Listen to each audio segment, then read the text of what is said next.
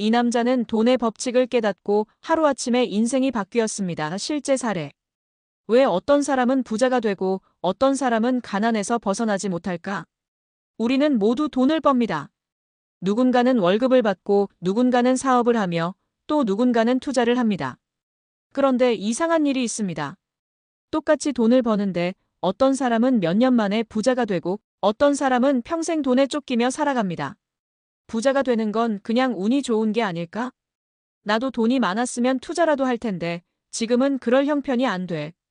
돈이 있어야 돈을 번다던데 난 처음부터 게임이 끝난 거 아닌가? 이런 생각을 한 적이 있다면 오늘 이야기를 끝까지 들어보세요. 돈을 버는 것보다 중요한 것은 돈의 법칙을 아는 것입니다.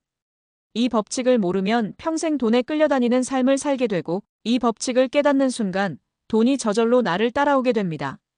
오늘 소개할 이 남자도 처음엔 평범한 직장인이었습니다.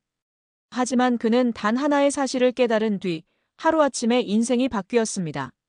그렇다면 그는 무엇을 깨달았을까요? 이제부터 그가 발견한 돈의 법칙 3가지를 실제 사례를 통해 이야기해 보겠습니다. 사례 1. 돈을 버는 법보다 흐르는 방향을 이해하라. 1. 가난했던 시절. 박재훈 가명 씨는 평범한 직장인이었습니다. 그는 대기업에서 일하며 월급을 400만 원 정도 받았습니다. 하지만 항상 돈이 부족했습니다. 월급이 들어오면 가장 먼저 카드값과 대출 이자를 갚고 남은 돈으로 생활비를 쓰고 친구들과 만나면 저축할 돈이 사라졌습니다. 그는 항상 이렇게 생각했습니다. 돈을 더 많이 벌면 문제가 해결되지 않을까? 그는 연봉이 오르길 기다리며 5년을 보냈지만 상황은 크게 달라지지 않았습니다. 이 돈이 흐르는 방향을 깨달은 순간. 그러던 어느 날 그는 한 경제서적을 읽다가 한 문장을 보고 충격을 받습니다. 돈을 버는 사람이 아니라 돈의 흐름을 아는 사람이 부자가 된다. 그는 깨달았습니다. 나는 단순히 돈을 벌고 썼을 뿐이지 돈이 어떻게 흘러가는지 생각해 본 적이 없구나. 그때부터 그는 자신의 돈이 어디로 흘러가는지 추적하기 시작했습니다. 카드 내역을 정리하고 지출을 분석했습니다.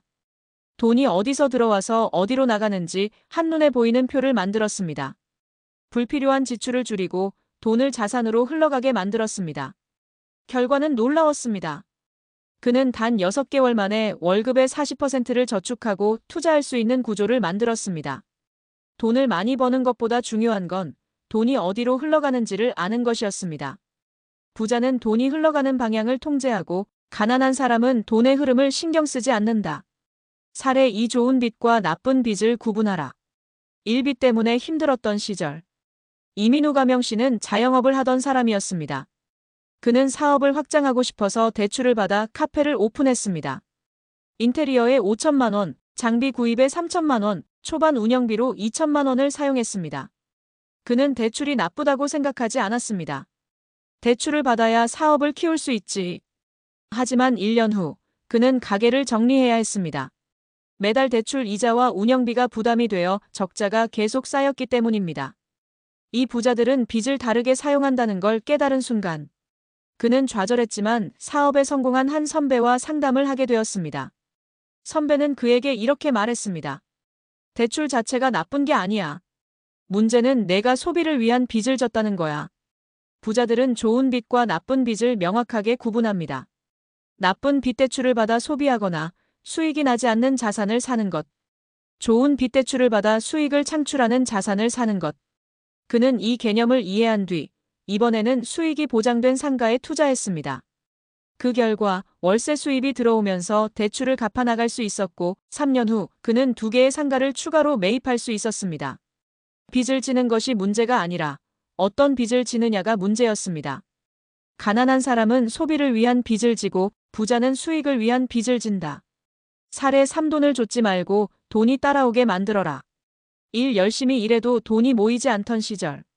최정훈 가명 씨는 10년차 직장인이었습니다. 그는 연봉이 8천만 원이었지만 자산은 거의 없었습니다.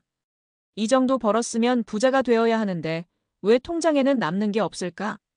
그는 계속 돈을 벌기 위해 더 열심히 일했습니다. 하지만 일이 많아질수록 건강이 나빠지고 삶의 질이 떨어졌습니다. 이 돈이 따라오게 만드는 법을 깨달은 순간. 그러던 어느 날 그는 성공한 투자자의 강의를 듣고 충격을 받습니다. 돈은 절대 쫓아가면 잡히지 않는다. 대신 돈이 오게 만들어라. 그는 곰곰이 생각했습니다. 그동안 나는 돈을 쫓기만 했지, 돈이 나를 찾아오게 만드는 방법은 생각해 본 적이 없었어. 그때부터 그는 자신이 자지 않아도 돈이 들어오는 시스템을 만들기 시작했습니다. 월급의 일부를 주식과 부동산에 투자하기 시작했고, 온라인 강의를 만들어 자동 수익을 만들었으며, 블로그와 유튜브를 운영하며 광고 수익을 창출했습니다. 3년 후, 그는 회사에 의존하지 않고도 매달 500만 원의 수익을 자동으로 얻을 수 있는 구조를 만들었습니다. 돈을 쫓던 시절보다 돈이 나를 따라오게 만든 지금이 훨씬 더 자유롭습니다. 가난한 사람은 돈을 쫓고 부자는 돈이 따라오게 만든다. 돈의 법칙을 깨달으면 인생이 바뀐다. 이제 여러분에게 질문을 드립니다. 여러분은 지금 돈을 제대로 다루고 계신가요? 돈의 흐름을 통제하고 있는가? 좋은 빚과 나쁜 빚을 구분하고 있는가? 돈을 쫓지 않고 돈이 따라오게 만들고 있는가? 이 세 가지를 실천하는 순간 당신의 인생도 바뀌기 시작할 것입니다.